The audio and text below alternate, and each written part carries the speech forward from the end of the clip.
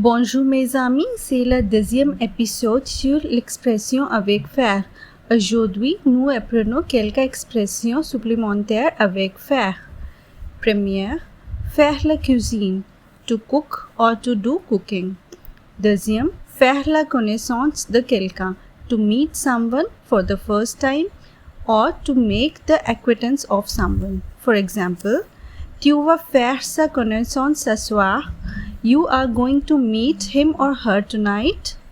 Troisième, faire la fête, to celebrate or party. Quatrième, faire la grasse matinée, to sleep late in the morning.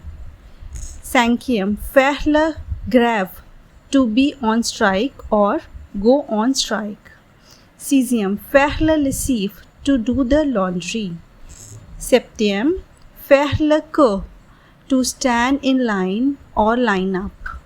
Huitième, faire la sieste, to take a nap.